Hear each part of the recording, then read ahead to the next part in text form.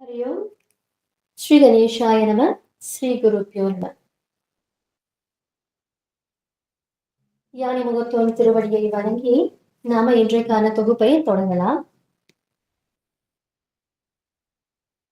மௌனம். அனைவரும் இருக்கும் இடத்திலேயே இருந்து செய்கின்ற வேலையை சற்றே நிறுத்தி வச்சு மௌன நிலையில ஒரு நிமிடம் இருப்போம்.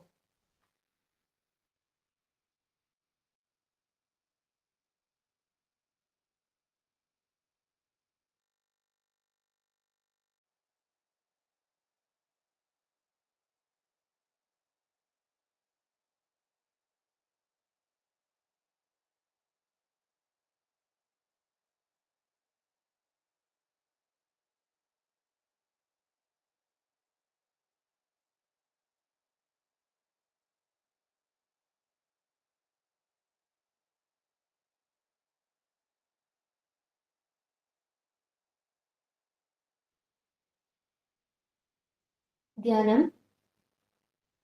கண்களை மூடி இஷ்ட தெய்வத்தை மனதில் நிறுத்தி அந்த தெய்வத்தையே ஏக சிந்தனையோடு தியானிப்போம் ஒரு நிமிடத்திற்கு.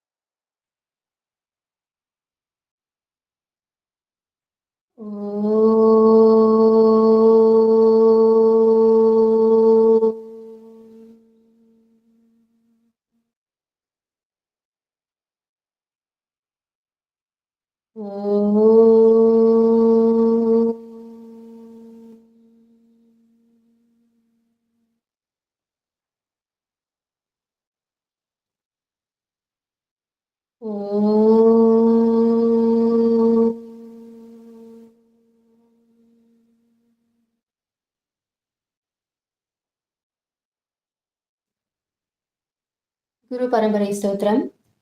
சதாசிவ சமாரம்பாம் சங்கராச்சாரிய மத்தியமாம் அஸ்மதாச்சாரிய பரியந்தாம் வந்தே குரு பரம்பரா.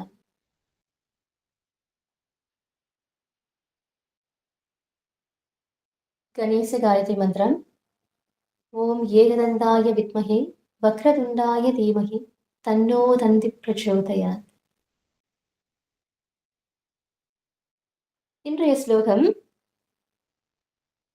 விநாயகனே வெவ்வினையை வேறறுக்க வல்லான், விநாயகனே வேட்கை தணிவிப்பான், விநாயகனே விண்ணிற்கும் மண்ணிற்கும் நாதனுமாம், தன்மையினால் கண்ணில் பணியின் கனிந்த. இன்றைய வாசகம். குருவருள் இல்லை என்றால் திருவருள் இல்லை. முயன்பர்கள் அனைவருக்கும் வணக்கம். கணாபத்தியம் இது சத்தியம் எதுவும் சாத்தியம் அப்படின்ற வெபினார்ல நம்ம 8வது வாரமா இன்றைக்கு இணைந்திருக்கோம். இன்றைக்கு மிகவும் சிறப்பு வாய்ந்த ஒரு நாள். ஏன்னா குரு பூர்ணிமா. இன்றைக்கான வாசகத்துக்கு ஏற்ற மாதிரி குரு நமக்கு ஏன் தேவை, அதுவும் நம்மளுடைய சமயத்துல இந்த ஆத்மாவானது உயிர்வு பெறணும்னா குருவுடைய பங்கானது எவ்வளவு முக்கியமானது அப்படின்ற விஷயத்த இன்றைக்கு நம்ம கூட பகிர்ந்துக்க வராரு திருகிருபாமுருகன் அவர்கள். இந்த அங்கத்துக்கு அப்புறமா நம்ம இன்றைய தொகுப்புக்கு போகலாம். ஹரியோம் ஜி. ஹரியோம் ஜி. ஸ்ரீமாத்ரே நமஹ. ஸ்ரீ குருபியோ நமஹ. நேரம் தாழ்த்தாமல் நம்ம இன்னைக்குள்ள இதுக்கு போயிடலாம். அனைவருக்கும் குரு பூர்ணிமா நல்வாழ்த்துகள். குரு பிரம்மா குரு விஷ்ணு குரு தேவோ மகேஸ்வரஹ குரு சாக்ஷாத் பரபிரம்மா தஸ்மை ஸ்ரீ குருவே நமஹ.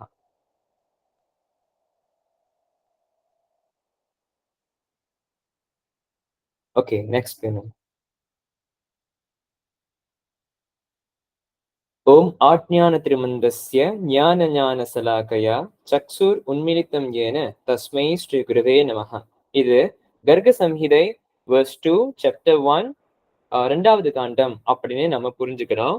அதுல என்ன சொல்றாங்க அப்படின்னாக்கா, ஒரு குரு ஆனவர் நம்மளுடைய அகக்கண், இந்த கண்ணு இந்த ஆய்ஸ் எல்லாம் போட்டிருந்துச்சு அப்படின்னாக்கா, நம்மளுடைய அகக்கண், அதாவது என்ன சொல்றது அப்படின்னா, நம்மளுடைய இக்னரன்ஸ் இல்லைன்னா நம்மளுடைய அறியாமைய, அஜ்ஞானத்தை நீக்கி நம்மளுடைய அறிவு கண்ணை திறந்து வைக்கிறார் அப்படின்னு நம்மளுடைய இந்த ஸ்லோகம் சொல்லுது. நம்ம ஒரு குருகுலத்துக்குள்ள போறோம். அடியனுக்கெல்லாம் வந்து குருகுலத்துக்குள்ள போகும்போது நம்மளுக்கு கிடைச்ச முதலாக நம்மளுக்கு கிடைச்ச மந்திர தீட்சை இல்ல சொல்லிக் கொடுப்பாங்க, குருநாதர் சொல்லிக் கொடுப்பாங்க அப்படின்னாக்கா, இந்த மந்திரம் தான் எங்களுக்கு வந்து கொடுக்கப்பட்டது. சோ இன்னைக்கு புனிதமான ஒரு நாள்ல, குரு பூர்ணிமா நாள்ல இந்த ஸ்லோகத்தை உங்களுக்கும் பகிர்ந்துக்கிறேன். சோ நீங்களும் இந்த மாதிரி இந்த வாக்கியத்தை, இந்த ஸ்லோகத்தை ப்ரொனவுன்ஸ் பண்ண முயற்சி பண்ணுங்க. நான் கொஞ்சம் கொஞ்சமா சொல்லிட்டு வரேன். நீங்களும் இருந்தபடியே நீங்க சொல்ல முயற்சி பண்ணுங்க. ஓம் ஆட்ஞான திரிமந்தஸ்ய ஞான ஞான சலாக்கயா சக்ஷுர் உன்மிலித்தம் ஏன தஸ்மை ஸ்ரீ குரவே நமஹா. அடுத்து இதுதான் வந்து சொன்ன ஒரு விஷயம். அஜ்ஞானத்தை போக்குபவர் தான் குரு. அந்த குருவுடைய வார்த்தைக்கான அர்த்தம் இதுதான். குருனா என்ன? அஜ்ஞானத்தை போக்குபவர் அப்படின்னு நம்மளுடைய சில குறிப்புல கிடைச்சது. அதே சமயத்துல குருனா என்ன அது அப்படின்னாக்க நம்ம தெரிஞ்சுக்க வேண்டியது நம்மளுடைய அஜ்ஞானத்தை. நம்மளுக்கு எல்லாருக்குமே வந்து ஒவ்வொரு அஜ்ஞானம் இருக்கும். அந்த அஜ்ஞானத்தை யாரு எந்த குரு எப்படி விளக்குவாரோ அவங்களுக்கு வேற வேற மாதிரி வரும். சோ ஒவ்வொரு ஆளுக்கும் வேற வேற மாதிரி இருக்கிறதுனால எல்லாருக்குமே ஒரே மாதிரி குரு அமைஞ்சிருது கிடையாது. சோ இங்கிலீஷ்லயும் போட்டிருக்கேன், those who have removed that blindness and brings wisdom is our guru. ஒவ்வொருத்தவங்களுக்கும் ஒவ்வொரு அஜ்ஞானம் இருக்கும். அதை யாரு சரிவர கரெக்டா பார்த்து யார் நீக்கி வைக்கிறாங்களோ அவங்களுக்குள்ளதான் நம்மளுடைய அந்த அந்த குரு சிஷ்ய பந்தம் வந்து லைக்கும்னா இவங்கதான் நம்மளுக்கு குருவா வர முடியும் அப்படின்னு நம்மளுக்கு ஃபீல் பண்ணும். அதுதான் அவங்கதான் நமக்கு குருவா வருவாங்க. அது ஒவ்வொருத்தவங்களுக்கும் ஒரு வித்தியாசமான ஒரு அனுபவமா இருக்கும். அது யாருக்கு கிடைச்சிருக்கோ அது கண்டிப்பா நீங்க ஃபீல் பண்ணிருப்பீங்க. கிடைக்காதவங்களுக்கு கண்டிப்பா கிடைக்கும். பார்ப்போம் நெக்ஸ்ட். இப்ப நிறைய விஷயம் வந்து போயிட்டு இருக்கு. அதாவது யாரு வேணாலும் என்ன ஒரு விஷயம் படிச்சுட்டாங்கன்னாக்கா அவங்களுக்கு வந்து அவங்க அவங்க வந்து செல்ஃப் கிளைம் குரு. அதாவது சொந்தமாவே தன்னந்தானே எல்லாமே தெரியுது, அதனால எல்லாமே அவங்க கிட்ட கேட்க ஆரம்பிச்சுறாங்க.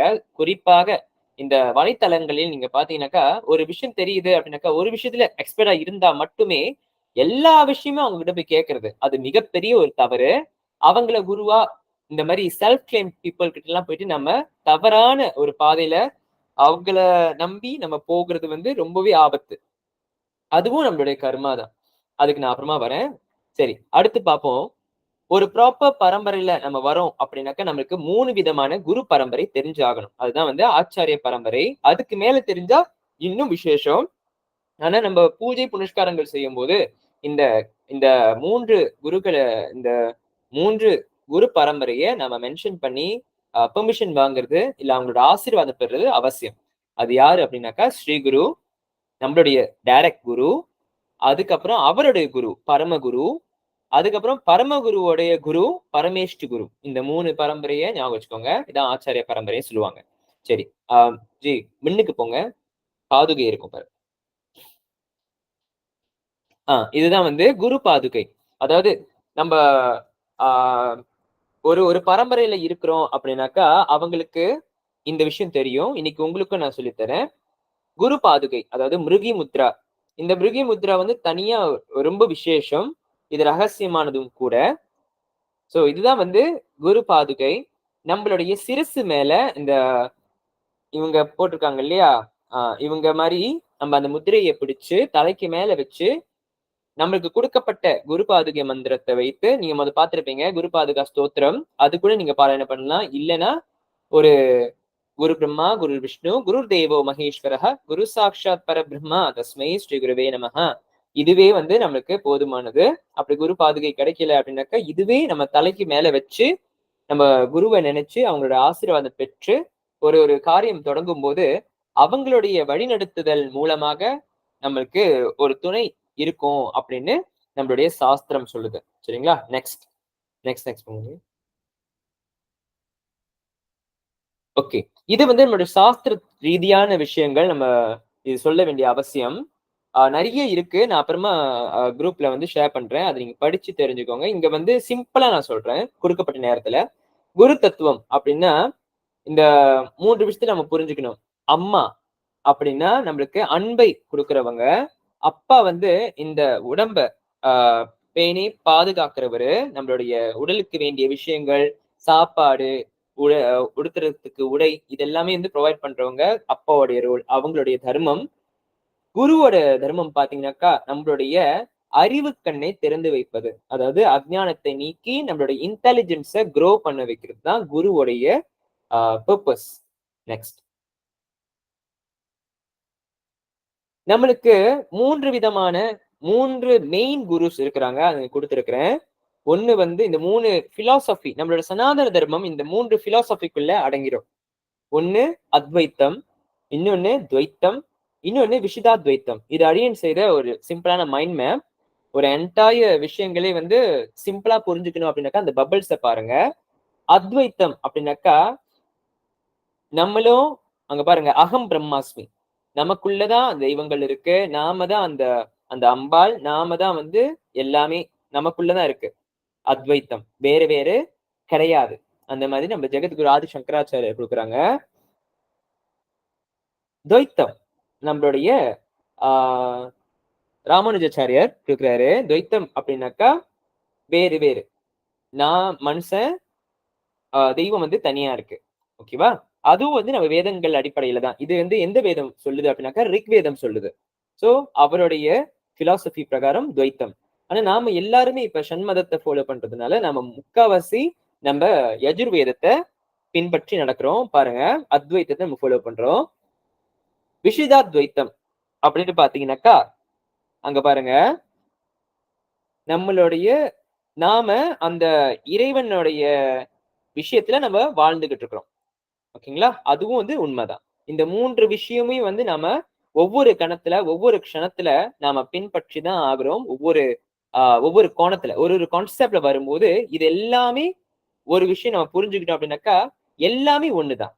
அத்வைத்தமும் ஒண்ணுதான், துவைத்தமும் ஒண்ணுதான், விஷிதாத்வைத்தமும் ஒண்ணுதான். அந்த ஒரு பிலாசபி அந்த ஒரு சிமிலாரிட்டிஸ்குள்ள நம்ம வந்துருவோம். ஆனா நம்ம முக்காவாசி நம்ம இப்ப நம்ம பிராக்டிஸ் பண்றது அகம் பிரம்மாஸ்மி அப்படின்னு ஒரு விஷயத்தை தான், அதாவது அத்வைத்தத்தை தான் ஃபாலோ பண்றோம். சரிங்களா? அப்ப அதுக்கான முயற்சிகளை நாம எடுக்கிறோம். நாம நல் வழியாக நல் முகமாக ஒரு குரு பரம்பரையில நாம அந்த தெய்வங்களா ஆகுறோம் அப்படின்னாக்கா, அந்த தெய்வங்களுடைய ஐக்கியம் ஆகுறோம் அப்படின்னாக்கா நாம அதுக்கான முயற்சிகளை எடுக்கணும். நாம நன்மையே செய்யணும். அந்த தீய கர்மாவை எல்லாம் விலக்கி வச்சுட்டு நாமளே நமக்குள்ளே அந்த தெய்வத்தை ஆவாகனம் பண்ணிக்கிறோம். இந்த மாதிரி விஷயங்கள்லாம் நம்ம முக்காவாசி அத்வைத்தத்துல வரும்.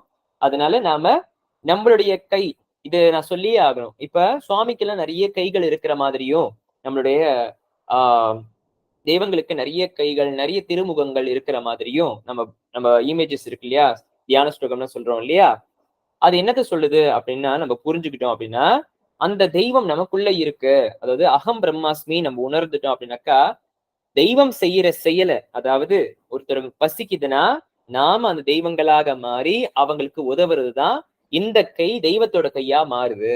இது சிம்பிளா சொல்றேன். அப்போ நாம தெய்வமாக இருக்க வேண்டிய சமயத்துல நாம மத்தவங்களுக்கு உதவி செய்யணும். அந்த தெய்வ செய்யற விஷயங்களை நாம செய்யறோம். அப்போ அந்த சமயத்துல நம்ம அத்வைதத்தை உணரணும். இதெல்லாம் வந்து எக்ஸ்பீரியன்ஸ்ல உங்களுக்கும் அது வரும். தெய்வம் மனுஷ ரூபேனா அப்படின்னு ஒரு கான்செப்ட நம்ம பார்க்கலாம். நெக்ஸ்ட், அதாவது குருநாதர்கள் அப்படின்னு நம்ம யாரு வந்து குரு அப்படின்னு நம்ம அந்த பிலாசபிக்குள்ள நம்ம கொண்டாந்து போவோம். நீங்க பாத்தீங்கன்னா நம்ம சாஸ்திர ரீதியா பார்க்கும்போது தெய்வங்களே குருவாக அமர்ந்த காலமும் இருக்கு. அந்த தெய்வங்கள் எவ்வளவு பெருசா இருந்தாலும் அவ்வளவு ஞானம் அடைந்த நம்மளோட சிவபெருமானுக்கு தெரியாத ஒரு விஷயமே கிடையாது.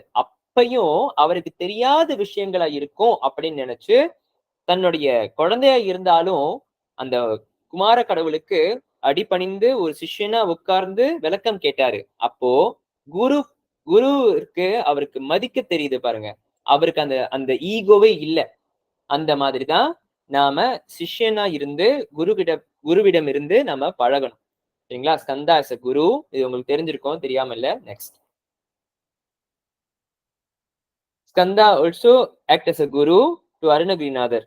ஓகேயா? அவரே வந்து குருவா நம்ம அருணகிரிநாதருக்கு உபதேசம் செய்தார். இது உங்களுக்கு தெரிஞ்சிருக்கும்னு நினைக்கிறேன். திருப்புகழ். அடுத்து அடுத்து அவ்வைக்கு நம்மளுடைய சுட்ட பழம் வேணுமா சுடாத பழம் வேணுமா அப்படின்னு ஒரு லீலை கொண்டு வந்து அவ்வைக்கே குருநாதராக முருகனே வந்தாரு. நெக்ஸ்ட். இது பழமுதிர் சோலை. அடுத்து பாத்தீங்க அப்படின்னாக்கா கணேசரே வந்து குருவா வந்தாரு அவ்வைக்கு. இது நம்ம விநாயகர் அகவல் விஷயம். நெக்ஸ்ட். இது சாக்ஷாத் சிவபெருமானே குருவா அமர்ந்து தீட்சை கொடுத்த தருணம். இதான் நம்ம தட்சிணாமூர்த்தி ஸ்வரூபமாக சொல்றோம். ஆனா ஆக்சுவலி சிவபெருமானே வந்து குருவா வராரு அப்படின்னாக்கா அவருடைய பேர் மகாதேவா அப்படின்னு நம்மளோட சாஸ்திரம் சொல்லுது. நெக்ஸ்ட். ராமரே வந்து ராமநாமத்தை உபதேசம் செஞ்சாராம். அப்போ அந்த தருணத்துல அவரும் ஒரு குரு. நெக்ஸ்ட். யம தர்மரே குருவா வந்தாரு இந்த ஒரு தருணம். நெக்ஸ்ட். அடுத்து பாத்தீங்கன்னாக்கா இவரு தேவர்களுக்கெல்லாம் குரு. அதாவது நம்ம நவகிரகத்துல பிரகஸ்பதி, தேவகுரு பிரகஸ்பதி நம்ம குரு அப்படின்ற ஒரு விஷயத்த அந்த நவகிரகத்துல பார்ப்போம் இல்லையா? இவரோட உண்மையான பேரு தேவகுரு பிரகஸ்பதி. நெக்ஸ்ட். நவகிரகத்துல சுக்ரன் சொல்றோம் இல்லையா?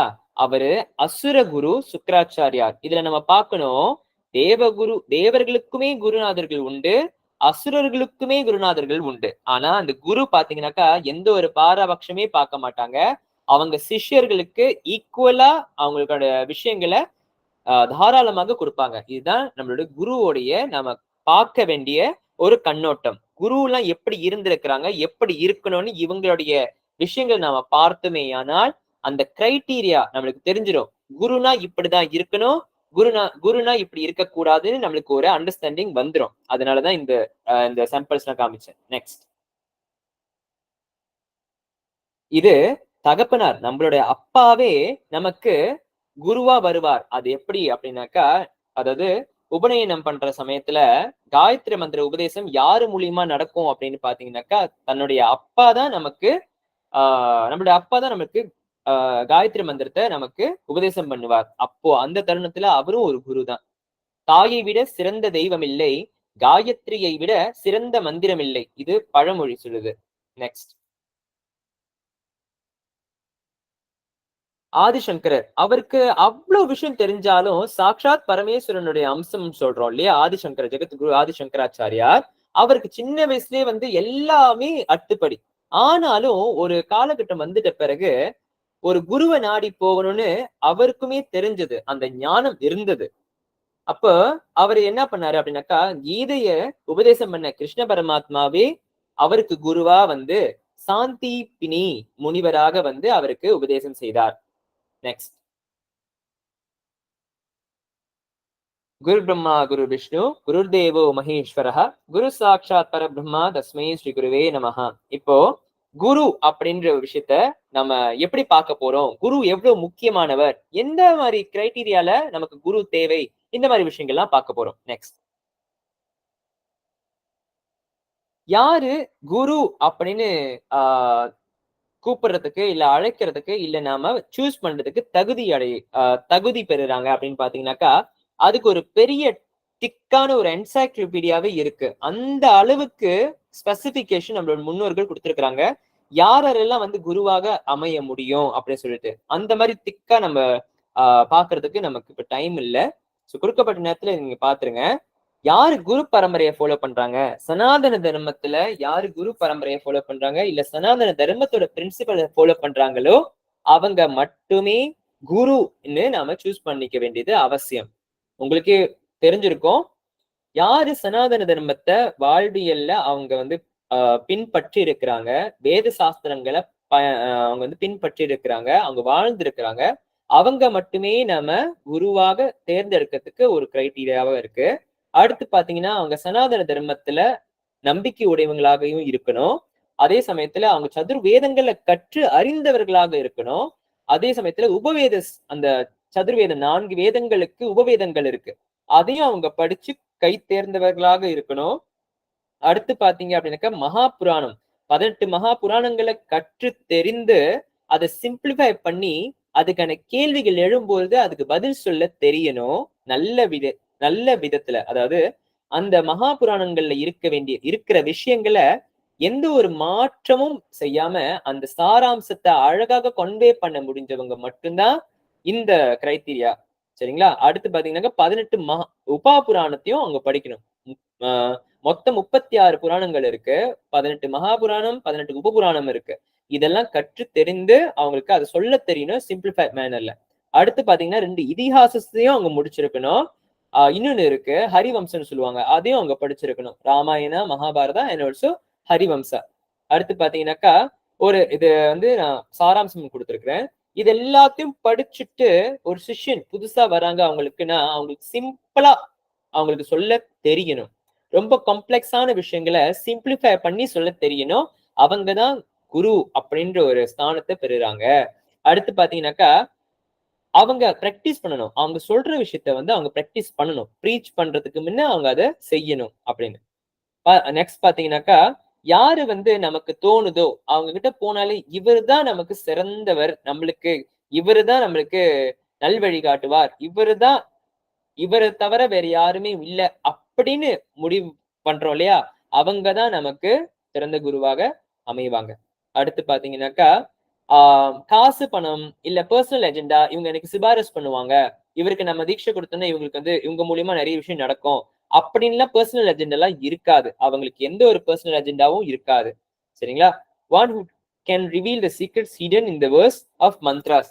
ஒவ்வொரு மந்திரங்களை வந்து அழகா அக்கு வேறு ஆணி வேறு அழகா வந்து அதை உடைச்சு நமக்கு அந்த ரகசியங்களை யோகம் மூலியமாகவும் சரி, நம்ம மெடிடேஷனுக்கு அது ரொம்ப முக்கியம். எப்படி வந்து ஒரு கதையை வந்து நம்மளுடைய சக்கரங்களை திறக்கிறதுக்கு, நம்மளுடைய மெடிடேஷனுக்கு அது எப்படி ஹெல்ப் பண்ணுது. ஒரு கதை, இது என்னுடைய அனுபவத்தை நான் ஷேர் பண்ணிக்கிறேன். குருகுலத்துல எங்களுக்கு நடக்கிற விஷயம்.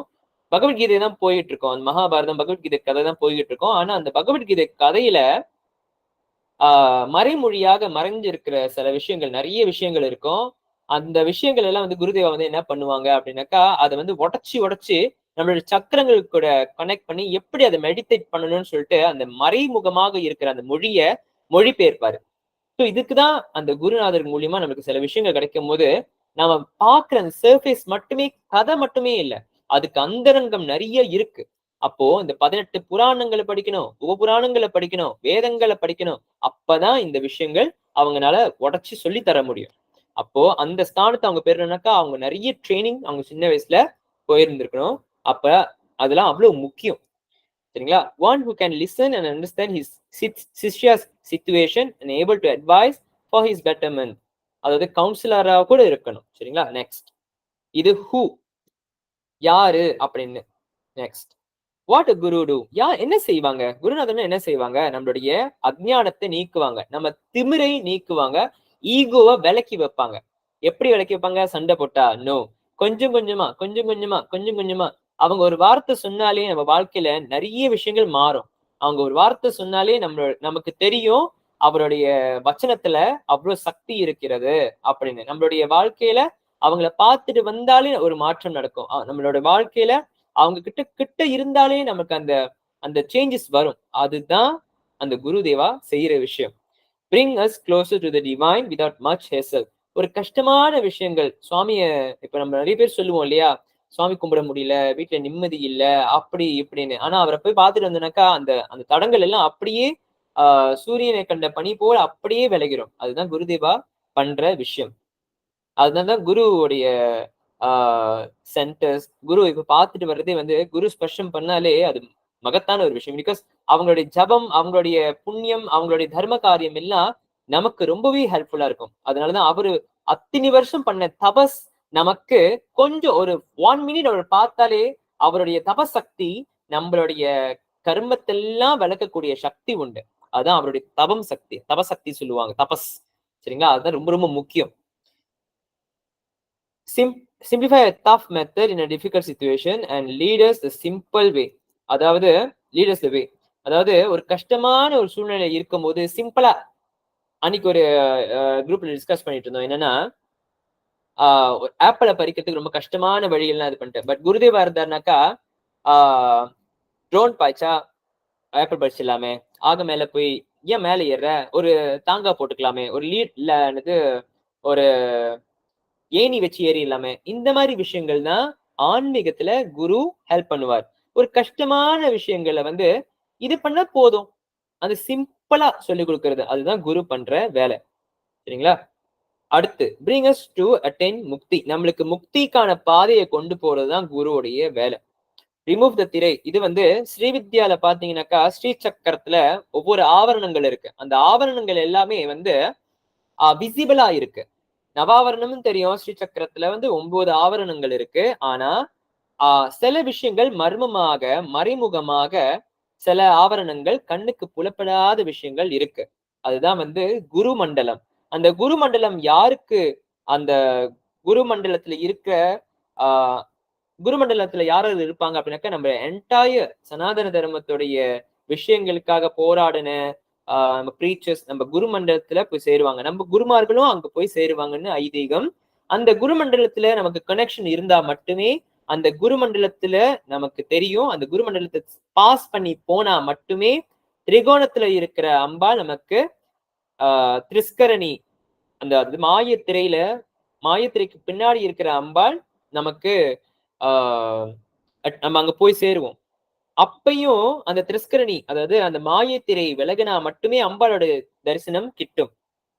ஸ்ரீ சக்கரத்துல பிந்துல இருக்கிற அம்பாளுக்கு அந்த திரிஸ்கரணி எங்க எப்படி ரிமூவ் பண்ணோம் அப்படின்னாக்கா, நம்மளுடைய அம்பாள் நம்மள நினைச்சு மறந்துடுவோம் இல்லையா, நம்ம சில விஷயங்களை மறந்துருப்போம். அந்த சமயத்துல குரு மண்டலத்துல இருந்து நம்மளுடைய குரு வந்து நம்மளுடைய மாயத்தை விலக்கி, நம்மளுடைய அஜ்ஞானத்தை விலக்கி, நம்மளுடைய திரிஸ்கரணி அம்பாளுடைய மாயையை விலக்கி, அந்த திரிஸ்கரணி தான் மாயை, அதை விலக்கி அம்பாள் நமக்கு காமிப்பாராம். அப்பதான் நம்ம முக்தி அடைய முடியும். அந்த அளவுக்கு குரு ரொம்ப ரொம்ப ரொம்ப முக்கியமானவர். அடுத்து பாத்தீங்கன்னாக்கா, அதான் சொல்லியிருந்தேன், குரு மண்டலத்தை தாண்டி போகிறதுக்கு, அதுக்கு மேல போறதுக்கு குருவுடைய ஆசீர்வாதம், குருவுடைய அனுகிரகம் கண்டிப்பாக தேவை. இப்ப அம்பாளையும் சரி, நம்ம ஸ்ரீ சக்கரத்தை பத்தி பேசும்போது அம்பாள் தான் சொல்ல முடியும். அம்பாளோட விஷயங்களும் சரி, நம்ம வீட்டுல எல்லாரும் வச்சிருப்போம், மாரியாத்தா, காளியாத்தா, அன்பு வழிபாடு, அந்த மாதிரி விஷயங்கள் எல்லாமே வந்து ஒரு குரு இல்லாம எல்லாமே நம்ம ஸ்கிப் பண்ணி நம்ம பூஜை பண்ணிட்டு இருப்போம். அம்பாள் ஏத்துப்பா, எல்லாமே ஏத்துப்பா. ஆனா அது ஒவ்வொரு அந்த குரு மண்டலத்துக்கு வரைக்கும் மட்டும்தான். அதுக்கப்புறம் குரு மண்டலத்தை தாண்டி அம்பாளை தரிசனம் பண்ணணும் அப்படின்னு பாத்தீங்கன்னாக்கா, கண்டிப்பா குரு இருந்தா மட்டுமே அம்பாளை தரிசனம் பண்ண முடியும். ஏன்னா அந்த குரு மண்டலத்தை தாண்டறதுக்கு குரு இருந்து ஆகணும். இதுதான் வந்து நம்மளுடைய சாஸ்திரம் சொல்லுது. நெக்ஸ்ட், ஹவ் சிஷ்யா மேட் அ குரு. இல்ல குரு வந்து எப்படி வந்து சிஷ்யனை பார்ப்பாங்க, இல்ல நாம எப்படி குருவை பார்ப்போம். யாருக்கு வந்து அந்த பிராப்தம் இருக்கோ அது ரொம்ப சிம்பிள். அண்ட் யாரு ரெடி குருநாதரை அணுகிறதுக்கு நான் ரெடி அப்படின்னு, யாரு வந்து குருதேவா கிடைக்கணும், குரு கிடைக்கணும்னு வேண்டுறாங்களோ அவங்களுக்கு கிடைப்பாங்க. யாருக்கு வந்து இன்னும் ரெடி இல்லையோ, மென்டலி அவங்க ரெடி இல்ல, எனக்கு குருலாம் தேவையில்ல அப்படின்னாங்கன்னா கண்டிப்பா கிடைக்க மாட்டாங்க. யாருக்கு தேவையோ கண்டிப்பா வந்துருவாங்க. அந்த மாதிரி டெஸ்டின் அது கூட இருக்கு. யாருக்கு விறுவிறுன்னு சீக்கிரமா சின்ன வயசுலயே கிடைக்கணும் அப்படின்னு பிராப்தம் இருந்தா கண்டிப்பா கிடைச்சிருவாங்க. இது வந்து ஒரு உதாரணம் கொடுக்குறேன். திருநாவுக்கரசருக்கு திருஞான சம்பந்தர் திருநாவுக்கரசர் 80 வயசுலதான் இறைவனை பார்த்தாரு திருநாவுக்கரசருக்கு. ஆனா திருஞான சம்பந்தர் வந்து 3 வயசுலயே வந்து இறைவனை பார்த்துட்டாரு. அப்போ 2 பேரும் மீட் பண்ணும்போது ஒரு விஷயம் வந்தது. இவங்களுக்கு அவங்க குரு, அவங்களுக்கு இவங்க குரு, அந்த மாதிரி ஒரு எக்ஸ்சேஞ்ச் ஆஃப் நாலேஜ் கிடைச்சது. இங்க என்ன சொல்ல வேணாம் அப்படி பாத்தீங்கன்னாக்கா, குரு வந்து 80 வயசு வயோதிகராகவும் இருக்கலாம், 3 வயசு குழந்தையா கூட இருக்கலாம். நம்ம அந்த வேறுபாடே பார்க்க கூடாது. அதனாலதான் இந்த 2 விஷயமும் நான் இங்க போட்டிருக்கிறேன். Getting a guru, whether it's the right one or wrong one, it's according to our karma. தப்பான குரு கிட்ட போய் சேர்ந்துட்டோம், கரெக்டான குரு கிட்ட போய் சேர்ந்துட்டோம், ரெண்டுமே வந்து நம்மளுடைய கர்ம பலன் தான். தப்பான குரு கிட்ட சேர்றதும் வந்து எந்த ஒரு பலனுமே கொடுக்காது, அது ஆப்வியஸ்லி. சோ அந்த தப்பான குரு கிட்ட போய் சேர்றதுமே வந்து நம்மளுடைய கர்ம பலன் தான். Next, why a guru is important. நம்மளுக்கு மந்திர தீட்சை கொடுக்கறதுக்கு அவங்க ரொம்ப ரொம்ப முக்கியமானவங்க. அவங்க தான் அதை தகுதி பெறாங்க.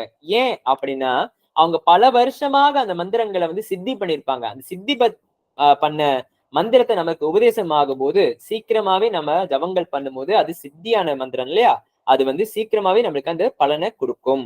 அதனாலதான் ரொம்ப ரொம்ப முக்கியம். அந்த மந்திரங்களை வந்து ஒரு தீட்சை பெற்ற குருநாதர் மூலியமா அந்த குரு பரம்பரை மூலியமா நமக்கு கிடைக்கும் போது நம்மளுடைய மந்திரங்கள் சீக்கிரமாவே பலன் கொடுக்கும். அது இல்லாம நம்ம வந்து புக்கை பார்த்து படிக்கிறோம், நம்ம வந்து புக்கை வாங்கி படிக்கிறோம், ஒரு ஆன்லைன்ல கொடுக்குறாங்க, யூடியூப்ல வருது, நான் சாண்ட் பண்றேன் அப்படின்னாக்கா அதோட சைட் எஃபெக்ட்ஸ் இருக்கு. அது வந்து நாங்க சொல்லக்கூடாது. சில விஷயங்கள் பண்ணிட்டு தான் அந்த மந்திரங்கள் வந்து உபதேசம் பண்ணுவாங்க. அதை பண்ணும்போது சொல்லுவாங்க, இது நீ பண்ணு, இது பண்ணு, அது பண்ணு சொல்லி கொடுப்பாங்க. அதெல்லாம் வந்து ஆன்லைன்ல சொல்லி கொடுக்கறது கிடையாது. சோ அதனால நம்ம ஆன்லைன்ல கத்துக்கிறது அதெல்லாம் வந்து 100% ஒர்க் பண்றது சாத்தியம் குறைவு. ஒரு ஒர்க் பண்ணாலும் ஒரு 10% வேலை செஞ்சாலுமே அதோட சைட் எஃபெக்ட்ஸ் அதிகமாக இருக்கும். அதனாலதான் குருமுகமாக வரும்போது அதோட பிளஸ் அண்ட் மைனஸ் குருதேவா சொல்லி கொடுப்பாங்க, நம்மளுக்கு கைட் பண்ணி கொண்டு போவாங்க. அதுக்குதான் நம்மளுடைய ஜாதகம், ராசி, நட்சத்திரம், பாதாஸ் எல்லாமே பார்த்துட்டு இவனுக்கு இந்த மந்திர தீட்சை கொடுக்கலாமா கொடுக்க கூடாதா, இவனுக்கு அது நல்லது கொடுக்குமா கெட்டது கொடுக்குமா அதெல்லாம் பார்த்துட்டு இவனுடைய கேரக்டருக்கு இந்த மந்திரம் சரி வருமா அப்படின்னு எல்லாம் பார்த்துட்டு மட்டுமே அந்த மந்திரங்களை வந்து உபதேசம் பண்ணுவாங்க. இல்லைன்னா ஒரு பாலடைஞ்ச நிலத்துல ஒரு விதைய போட்டு தண்ணி ஊத்துனாக்கா அந்த விதை முளையாதுன்னு தெரிஞ்சும் கூட அந்த மந்திரங்களை சொல்றேன், மந்திரங்கள் அவனுக்கு சித்திக்காதுன்னு தெரிஞ்சும் கூட மந்திரங்களை கொடுத்தாக்கா அது waste. So the same goes, ஒரு நல்ல ஃப்ரெஷ்ஷான ஒரு நிலத்துல அந்த விதையை போடும்போது தண்ணி ஊத்தும் போது அது நல்லா துளுத்து வேலை வரும் அப்படின்னு நம்மளுடைய ஆசைப்படுவோம். அந்த மாதிரிதான் ஒரு ஒரு கேரக்டருக்கும் ஒரு ஒரு ஹியூமனுக்கும் யாருக்கு எந்த மந்திர தீட்சை கொடுக்கணும்னு குருதேவா பார்த்துட்டு அனலைஸ் பண்ணிட்டு தான் கொடுக்க முடியும். இதுதான் சாஸ்திரம். இதுக்கு பின்னாடி நிறைய விஷயங்கள் இருக்கு. ரொம்ப சிம்பிளிஃபையா ரொம்ப சிம்பிளா எல்லாருக்குமே எல்லா மந்திரங்களும் கொடுக்கறதும் கிடையாது. சோ அது வேலையும் செய்யாது. அப்ப இந்த மாதிரி தருணங்கள்ல தான் நம்ம குருவுடைய ரோல் வந்து நம்ம சனாதன தர்மத்துக்கு ரொம்ப ரொம்ப ரொம்ப முக்கியமான விஷயங்கள் நீங்க பார்க்கணும். யாருக்கு எந்த மந்திரங்களை கொடுத்தா அவங்க வந்து சீர் பெறுவாங்க, நல்லா இருப்பாங்க, இந்த உலகத்துக்கு சுபிக்ஷம் கிடைக்கும், லோகா சமஸ்தா சுகினோ பவந்து என்ற ஸ்லோகத்துக்கு ஏற்ப இந்த உலகத்துக்கு எது நன்மை நடக்கும் அப்படின்னு எல்லாம் அனலைஸ் பண்ணிட்டு மட்டுமே குருதேவா வந்து சில மந்திரங்களை வந்து இன்னாருக்கு இந்த மந்திரங்கள் கொடுத்தா சிறப்பாக இருப்பார்கள், இந்த உலகத்துக்கு நன்மை வகுக்கும் அப்படின்னு அதெல்லாம் இருக்கு. சரிங்களா? அடுத்து பாத்தீங்கன்னாக்கா நம்ம உள்ளுக்குள்ள இருந்து ஒரு ஸ்பிரிட், அதாவது நம்மளுடைய ஞானத்தை, அதாவது நம்மளுடைய அஜ்ஞானத்தை நீக்கி நம்மளுக்கு அந்த அறிவு கண்ணை திறந்து வைக்கிறது குருதேவா மட்டும்தான்.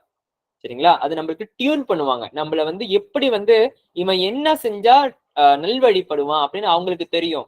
நம்ம இப்ப பாய்க்கிற மாதிரி ஒரு ஆள் அடிச்சு துன்புறுத்தி அதெல்லாம் கிடையாது. ஆனா குருதேவாவுக்கு தெரியும் இவனுக்கு என்ன சொன்னா அவன் வந்து மடங்குவான், என்ன சொன்னா அவன் நல்வழிப்படுவான் அப்படின்னு அவருக்கு தெரியும்.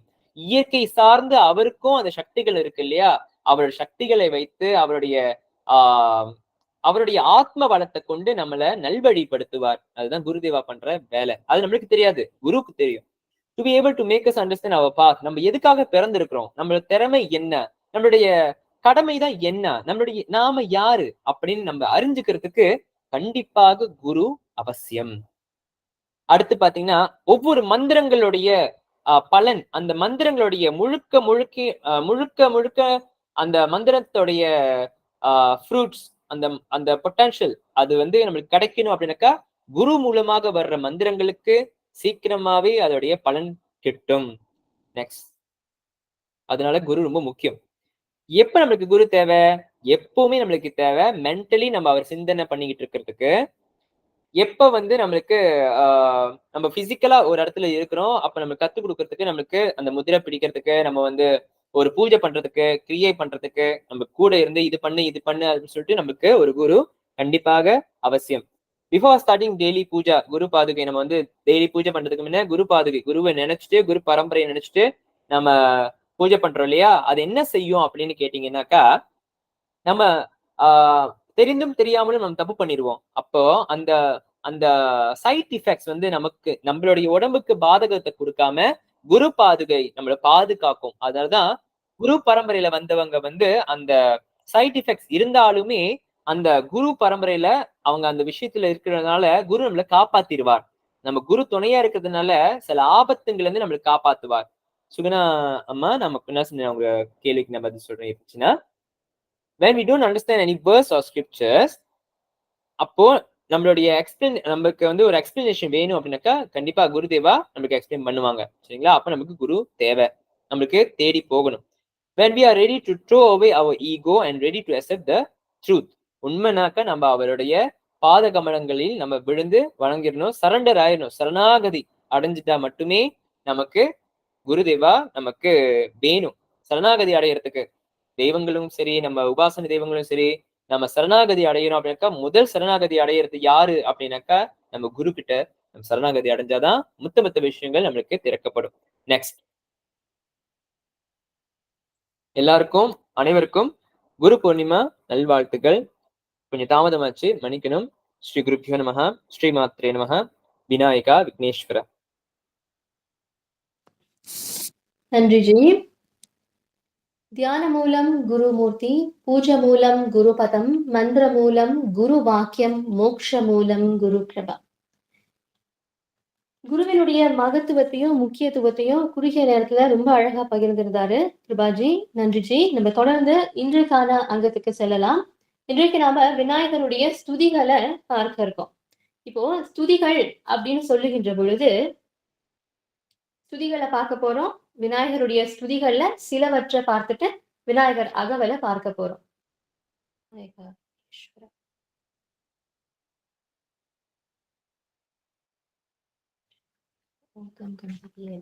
ஆக ஸ்துதி அப்படின்னா, துதி அப்படின்ற வடமொழி சொல்தான் ஸ்துதி.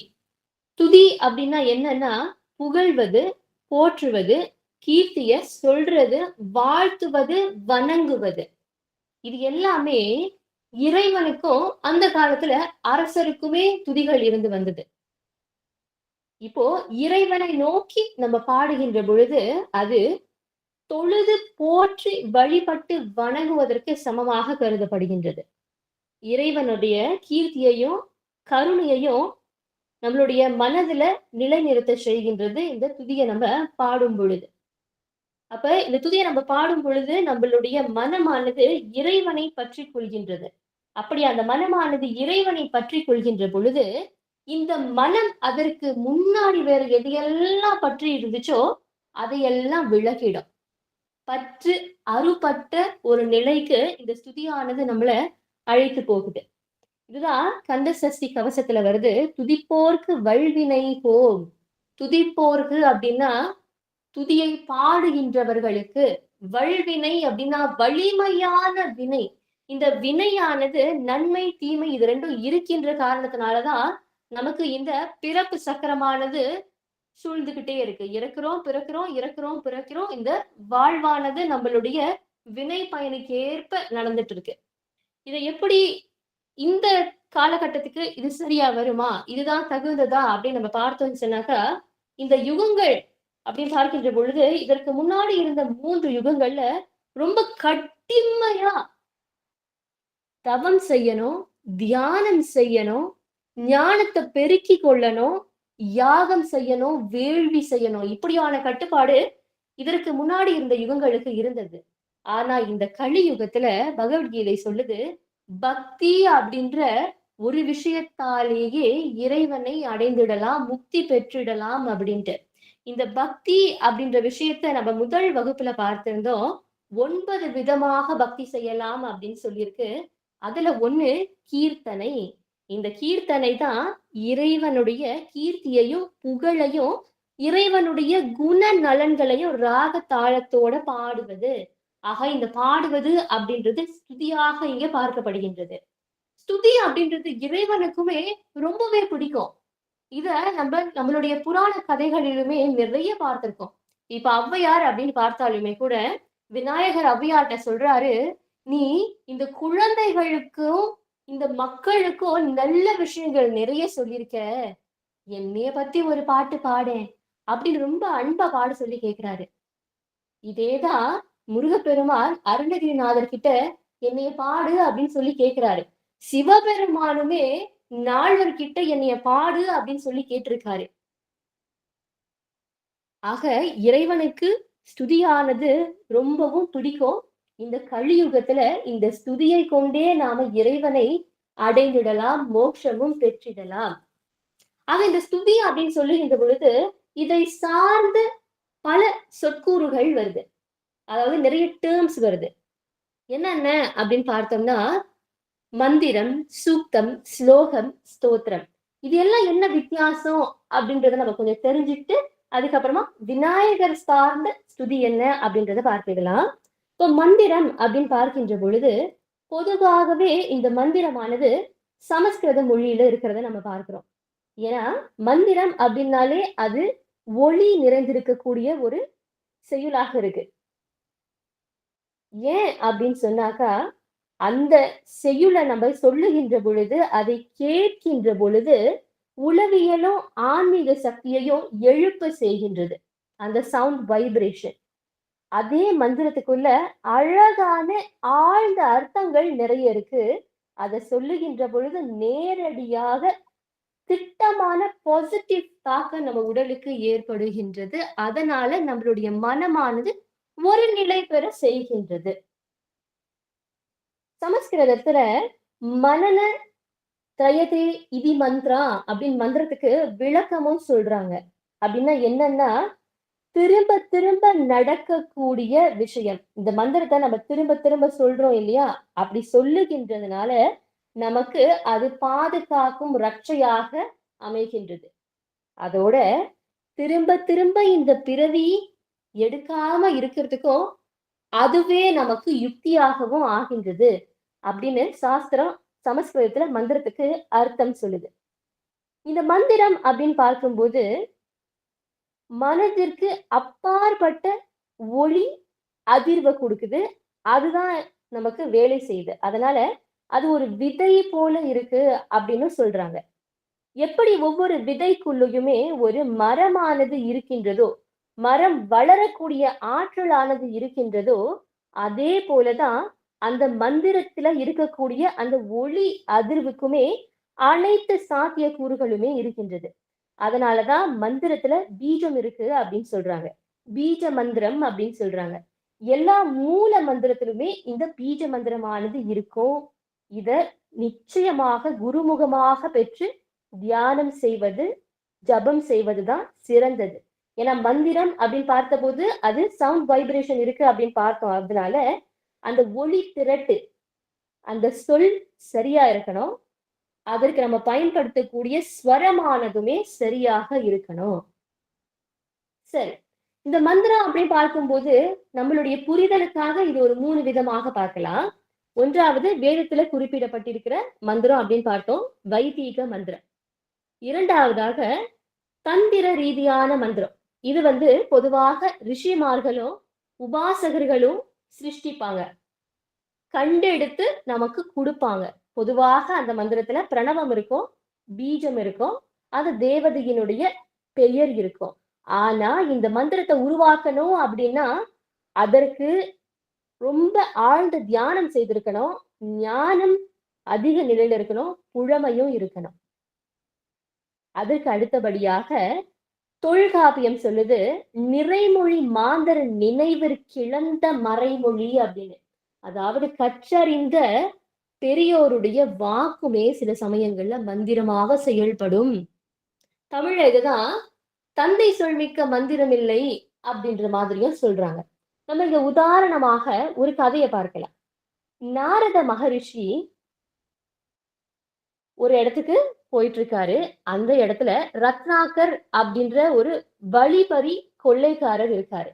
இந்த ரத்னாகர் நாரதரை வழிமறைச்சு கொள்ளை செய்ய முயற்சி செய்யும் பொழுது நாரத மகரிஷி கேக்குறாரு, யாருக்காக நீ கொள்ளை அடிக்கிற அப்படின்னு. அதுக்கு ரத்னாகர் பதில் சொல்றாரு, என்னுடைய குடும்பத்துக்காக நான் கொள்ளை செய்யறேன், அதுல கிடைக்கக்கூடிய செல்வத்தை வச்சுதான் என்னுடைய குடும்பத்தை நான் பாதுகாக்கிறேன் அப்படின்னு சொல்றாரு. அதற்கு இந்த ரிஷி கேக்குறாரு, செல்வத்துல பங்கு போட்டுக் கொள்ற உன்னுடைய குடும்பத்தினர் உன்னுடைய பாவத்துல பங்கு போட்டுக்குவாங்களா அப்படின்னு கேக்குறாரு. இதற்கு ரத்னாகருக்கு பதில் கிடையாது. நேரா வீட்டுக்கு போய் தன்னுடைய குடும்பத்துல இருக்கிற ஒவ்வொரு ஆள்கிட்டயும் கேட்கிறாரு. இப்படி நான் ஈட்டி வர்ற இந்த செல்வத்துல நீங்க எடுத்துக்கொள்ற மாதிரி, இந்த பாவத்துல நீங்க பங்கு போட்டுக்கிறீங்களா? அப்படின்னு கேட்கும் பொழுது, ஒருத்தருமே பங்கு போட தயாராக இல்லை. அதற்கு அப்புறமா, ஏன் இந்த வாழ்க்கை அப்படின்னு சொல்லி, வாழ்க்கைய வெறுத்து, இவ்வளவு நாள் செய்த பாவத்திலிருந்து விடுப்பு கிடைக்கணும், மன்னிப்பு கிடைக்கணும், இறைவனுடைய அருள் கிடைக்கணும் அப்படின்னு சொல்லி, திரும்ப அந்த மகரிஷி கிட்டயே போயி, என்ன உபாயம் அப்படின்னு சொல்லி கேட்கிறாரு. அப்ப மகரிஷி ராமருடைய நாமத்தை ஜபிக்கும்படி சொல்றாரு. ஆனா அவருக்கு ராமா அப்படின்ற அந்த சொல் வரல. உடனே அந்த மகரிஷி ஒரு மரத்த காட்டி, அது என்ன அப்படின்னு கேட்க, ரத்னாகர் மரா அப்படின்னு சொல்றாரு. அதையே ஜபிக்க சொல்றாரு இந்த மகரிஷி. ரத்னாகருமே மரா அப்படின்னே திரும்ப திரும்ப திரும்ப திரும்ப ஜபம் செய்துட்டே இருக்காரு. தியான நிலையில இருந்து அந்த ஜபத்தை செய்கின்றார். அப்படி செய்யும் பொழுது அவரை சுத்தி புற்று வளர்ந்துருது. அப்படி வளர்ந்த பிறகு அவருக்கு வால்மீகி அப்படின்ற பெயர் கிடைக்குது. தொடர்ந்து அவர் அந்த மரா சொல்லிட்டு இருந்த அந்த சொல்லாடு ராமா அப்படின்னு மாறிடுது. பிரம்மர் அவருக்கு அருள் பாலிக்கின்றார். அருளோடு சேர்த்து கவி பாடும் திறமையையும் அருளுகின்றார். ஆக இந்த இடத்திலேயுமே குருவினுடைய வாக்கியமே மந்திரம் அப்படின்றது உறுதியாக தெரிகின்றது. மரா அப்படின்னு சொல்லும் பொழுது இது என்ன மந்திரமா அப்படின்னு அவர் அதை சொல்லாம இருந்திருந்தாருன்னா அவருக்கு இந்த கீர்த்தியும் புகழும் கிடைத்திருக்காது. ஆனா அதுவே குருவோட வாக்கியம் அப்படின்னு எடுத்து சொன்னதால அவருக்கு அதுவே மந்திரமாக மாறி அவருக்கு ஒரு பெரிய நிலை ஒண்ணு கிடைத்தது இதிகாசத்தை எழுதுறதுக்கு. ஆக மந்திரமானது குருவிடமே பெற்று நாம பயிற்சி செய்யணும். ஏன் அப்படின்னு சொன்னா ஒவ்வொரு மந்திரத்துக்குமே நியமம் அப்படின்ற விஷயம் இருக்கு. எவ்வளவு ஜபம் செய்யணும், அவ்வளவு ஜபம் செய்ததற்கு எவ்வளவு தர்ப்பணம் செய்யணும், எவ்வளவு ஹோமம் செய்யணும், எவ்வளவு அன்னதானம் செய்யணும் அப்படின்ற நியமங்கள் எல்லாமே இருக்கு. ஆக இந்த மந்திரங்கள் அப்படின்னு பார்க்கின்ற பொழுது எடுத்துக்காட்டாக கணபதியினுடைய ஏகாட்சர மந்திரம், காயத்ரி மந்திரம், சிவனுடைய பஞ்சாட்சர மந்திரம், அம்பிகையினுடைய பஞ்சதசாட்சரி மந்திரம். சரி, அடுத்ததாக சூக்தம். சூக்தமுமே வேதத்துலதான் இருக்கு. சடங்குகளுக்கும் கிரியைகளுக்கும் வடிவமைக்கப்பட்ட பாடல்கள் தான் இந்த சூக்தங்கள். இதுலயுமே ஒளி, ஸ்வரம் இது எல்லாமே சரியாக இருக்கணும். அதனால கற்றறிந்தவர்கள்கிட்ட கேட்டு அவர்களுடைய வழிகாட்டல்னால கற்று பயிற்சி செய்யறது நல்லது. சரி, மந்திரம் சூக்தம் பார்த்துட்டோம். அது என்ன? ஸ்லோகம். பொதுவாக சமஸ்கிருதத்துல ஸ்லோக இலக்கணத்தோட செய்யுள் தொகுப்பு இருக்கும். அதுதான் ஸ்லோகம். எடுத்துக்காட்டாக வக்ரதுண்ட மகாகாய அது ஸ்லோகம். சரஸ்வதி நமஸ்துபியம் வரதே காமரூபிணி அதுவும் ஸ்லோகம். பகவத்கீதையுமே ஸ்லோக அம்சத்துலதான் இருக்கு. நம்முடைய இதிகாசங்கள், புராணங்கள் எல்லாமே ஸ்லோக அமைப்பிலேயே தான் எழுதப்பட்டிருக்கு. இந்த ஸ்லோகத்துக்கு கட்டுப்பாடு, நியமம் அப்படின்றது குறைவாக இருக்கின்றது. பக்தி, அன்பு, ஒழுக்கம் இது இருந்தா நம்ம ஸ்லோகத்தை கத்து படிச்சு தினமும் பாராயணம் செய்யலாம். ஸ்லோகம் பார்த்துட்டோம். அப்ப ஸ்தோத்திரம்னா என்ன அப்படின்னு பார்க்கின்ற பொழுது ஸ்லோகத்தினுடைய தொகுப்பு தான் ஸ்தோத்திரம். ஸ்தோத்திரம் அப்படின்னு நம்ம பார்த்தோம்னா பேராகிராஃப், இந்த பத்தி இருக்கு இல்லையா, அதை பட அப்படின்னு சொல்லுவோம். அது எத்தனை இருக்கோ அதுக்கேத்த மாதிரி சில ஸ்தோத்திரங்களுக்கு பெயர் வைத்திருக்காங்க. 5 பத்தியில இருந்துச்சுன்னா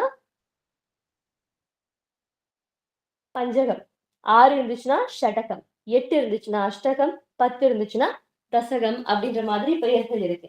இப்ப ஸ்தோத்திரம் அப்படின்னு பார்க்கின்ற பொழுது உதாரணமாக ஸ்ரீ மகாகணபதி சகஸ்ரநாமம், ஸ்ரீ லலிதா சகஸ்ரநாமம், ஸ்ரீ விஷ்ணு சகஸ்ரநாமம். இதை தவிர விநாயகர் கவசம் அப்படின்றதுமே இருக்கு. ஆக இது பொதுவாக ஸ்துதி அப்படின்ற விஷயத்த நம்ம பார்த்திருக்கோம். விநாயகருடைய ஸ்துதிகள் அப்படின்னு பார்க்கின்ற பொழுது என்னென்ன வருது? மந்திரத்துல ஏகாட்சர கணபதி மந்திரம், சடாட்சர கணபதி மந்திரம், கணபதி காயத்ரி மந்திரம். இதோட 32 விநாயகர்களை நம்ம பார்த்திருந்தோம். அவங்க ஒவ்வொருத்தருக்குமே தனித்தனி மந்திரம் இருக்கு. சூக்தம் அப்படின்னு பார்க்கின்ற பொழுது நிறைய இருக்கு. அதுல சில இத பட்டியல் போட்டிருக்கேன். கணேச சூக்தம் ரிக்வேதத்துல இருக்கு. பிரமணஸ்பதி சூக்தம் அதுவும் ரிக்வேதத்துல இருக்கு. யஜுர்வேதத்திலயும் இருக்கு. கணபதி சூக்தம் சாமவேதத்துல இருக்கு. ஸ்லோகம் அப்படின்னு பார்க்கின்ற பொழுது கணபதி அதர்வ சீர்ஷா, வக்ரதுண்ட, ஷோடச நாம ஸ்லோகங்கள், கணேச கவசம், கணேச கீதை, இன்னும் நிறைய ஸ்லோகங்கள் இருக்கு. ஸ்தோத்திரம் அப்படின்னு பார்த்தா இதுவுமே நிறைய இருக்கு. மகா கணபதி சகஸ்ரநாமம், பத்ம புராணத்திலயும் ஸ்தோத்திரம் இருக்கு விநாயகருக்கு. உத்திஷ்ட கணேச சகஸ்ரநாம ஸ்தோத்திரம் அப்படின்னு பிரத்யேகமா உச்சிஷ்ட கணபதிக்கு இருக்கு. கணேச பஞ்சரத்னம் ஆதிசங்கரர் எழுதுனது அதுவுமே ஸ்தோத்திரம் அப்படின்றதுலதான் வந்து சேருது. ஆக விநாயகருடைய ஸ்தோத்திர பட்டியல்கள் நம்ம பார்க்கின்ற பொழுது இந்த மந்திரம், சூக்தம், ஸ்லோகம், ஸ்தோத்திரம்லாம் சமஸ்கிருத மொழியிலே இருக்கே, ஏன் தமிழ்ல இல்லையா அப்படின்னு பார்த்தோம்னு சொன்னாக்கா, நம்ம ஒரு கால வரையறைக்கு கொஞ்சம் பயணம் செய்ய வேண்டியிருக்கு. என் கூட சேர்ந்து பயணம் செய்யுங்க. நம்ம இப்ப இருக்கின்ற நூற்றாண்டுல இருந்து கொஞ்சம் பின் தள்ளி போகலாம். 20ஆம் நூற்றாண்டுக்கு போகலாம். 20ஆம் நூற்றாண்டுல சுப்பிரமணிய பாரதியார் விநாயகர் நான்மணி மாலை அப்படின்ற ஒரு ஸ்தோத்திரத்தை எழுதியிருக்காரு. இத புதுவை மணக்குள விநாயகரை பார்த்து அவரை வேண்டி அவரை பிரார்த்தனை செய்து அவருக்காக இயற்றியிருக்காரு. அந்த காலகட்டத்துல புலவர்கள் எல்லாமே ஸ்தோத்திரங்கள் அல்லது எந்த நூல் எழுதினாலுமே விநாயகரை வழிபட்டு ஸ்துதி செய்து எழுதுவாங்க. அத நமக்கு காண்பிக்கிறதுக்காக காப்பு செய்யுள்ள விநாயகரை எழுதியிருப்பாங்க. இந்த ஸ்தோத்திரமானது விநாயகருக்கே அர்ப்பணம் செய்யப்பட்டு இருந்தாலுமே இதுலயுமே காப்பு அப்படின்ற ஒரு விஷயம் இருக்கு. விநாயகரே இந்நூலுக்கு நீயே காப்பு அப்படின்னு அந்த காப்பு செய்யுளானது சொல்லுகின்றது. இன்னும் கொஞ்சம் பின்னோக்கி போனோம் அப்படின்னு சொன்னாக்கா 18ஆம் நூற்றாண்டுக்கு போயிருவோம். 18ஆம் நூற்றாண்டுல கச்சியப்ப சுவாமிகள் விநாயகர் புராணத்தை எழுதியிருந்தாரு. அது ஸ்லோக அம்சத்திலே தான் இருந்தது. அதுதான் வந்து நமக்கு கதை வடிவமாக இப்ப நமக்கு கிடைக்கக்கூடிய புத்தகங்கள்ல இருக்கின்றது. அதைத் தொடர்ந்து அபிராமி அந்தாதி, அபிராமி பட்டர் அவர் பாடியிருந்தாரு. அதுலயுமே காப்பு செய்யுளாக கணபதிய வேண்டியிருக்காங்க. அதுல என்ன எப்படி வேண்டியிருக்காங்க அப்படின்னு சொன்னாக்கா, கொன்றை பூ மாலையையும் செண்பக மாலையையும் அணியும் தில்லை நடராஜருடைய உடல்ல பாதி அம்சத்தை எடுத்த பாதியாக இருக்கின்ற சிவகாமியின் மைந்தனே, அதாவது விநாயகனே, 7 உலகையும் பெற்ற சீரும் புகழ் பொருந்திய அபிராமியின் அருளையும் புகழையும் பாடும் இந்த அந்தாதி எப்போதுமே என்னுடைய சிந்தையிலே இருக்கணும். அதற்கு கருநிறமேனியை உடைய கணபதியே நீயே அருள் புரிய வேண்டும் அப்படின்னு விநாயகருடைய துதியோட அந்த அந்தாதியை தொடங்குகின்றார் அபிராமி பட்டர். அடுத்ததாக திருக்குற்றால குறவஞ்சி. இது சிவனை நோக்கி எழுதப்பட்ட ஒரு ஸ்தோத்திரம். திருநெல்வேலி மாவட்டத்துல தென்காசி வட்டாரத்துல குறும்பலா மரம், அந்த மரத்தடியில சிவபெருமான் அருள் பாலிக்கின்றார் திருக்குற்றாலநாதராக. அப்ப அவருக்கு ஸ்தோத்திரம் எழுதணும், அவருக்கு ஸ்தோத்திரம் பாடணும் அப்படின்றதுக்காக இந்த திருக்குற்றால குறவஞ்சி அப்படின்ற ஒரு ஸ்தோத்திரம் எழுதப்பட்டிருக்கு. அதுலயும் விநாயகரை காப்பு செய்யுளாக கொண்டு எழுதியிருக்காங்க. அதுலயும் எப்படி சொல்றாங்க அப்படின்னா, கொன்றை மலர் அணிந்திருக்கக்கூடிய திருக்குற்றாலநாதரின் பாதங்களை நான் வணங்குகின்றேன் அப்படின்னு அந்த ஆசிரியர் சொல்றாரு. குறவஞ்சி அப்படின்ற இந்த நூலை பாடுவதற்கு பிள்ளையாரே உன்னை வணங்குகின்றேன். அதுல பிள்ளையாருடைய குணநலன்களையும் சொல்றாரு. எப்படின்னா, மதமாகிய அருவி பொழிகின்ற மலை போன்ற உடலை உடைய விநாயகரே, கற்ப விருட்சம் போல எதை கேட்டாலும் கொடுக்கக்கூடிய விநாயகரே, உன்னை நான் வணங்கி இந்த ஸ்தோத்திரத்தை பாடுகின்றேன் அப்படின்னு சொல்லியிருக்காரு. இன்னும் தொடர்ந்து கொஞ்சம் பின்னோக்கி போகிறோம் அப்படின்னு சொன்னா 15ஆம் நூற்றாண்டு வந்துரும். 15ஆம் நூற்றாண்டுல அருணகிரிநாதர் திருப்புகழ் பாடுகின்றார். அதுலயுமே காப்பு செய்யுளாக விநாயகரை பாடுகின்றார். அதுதான் ரொம்பவும் பிரபலமான கைத்தல நிறைகனி வருது. அதுலயே இன்னும் சில பாடல்களுமே வருகின்றது விநாயகரை குறித்து. இது 15ஆம் நூற்றாண்டு. இன்னும் கொஞ்சம் பின்னாடி போனோம் அப்படின்னு சொன்னா 12ல இருந்து 14ஆம் நூற்றாண்டு வந்துடும். இந்த காலகட்டம் ஔவையாருடைய காலகட்டம். ஏன் 12ல இருந்து 14 அப்படின்னு சொன்னா ஆராய்ச்சியாளர்கள் சில ஸ்துதிகளை 12ஆம் நூற்றாண்டு அப்படின்னு சொல்றாங்க, சில துதிகளை 14ஆம் நூற்றாண்டு அப்படின்னு சொல்றாங்க. ஆக அதனுடைய தொகுப்பாக 12ல இருந்து 14ஆம் நூற்றாண்டு அப்படின்னு நம்ம பார்க்கிறோம்.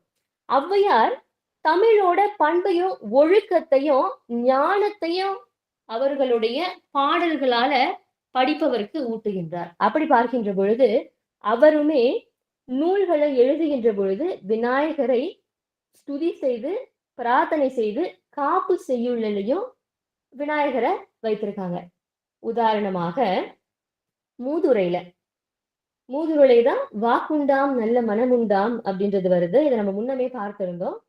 வாக்கு வண்ணம் நல்ல மனம் லக்ஷ்மி கடாட்சம் உடல் நலம் இது எல்லாமே விநாயகரை அனுதினமும் மலரால வழிபடுகின்றவர்களுக்கு கிடைக்கும் அப்படின்னு சொல்லுது. இது நம்ம எப்போதுமே பாடுறோம், ஆனா இது மூதுரையில இருப்பது.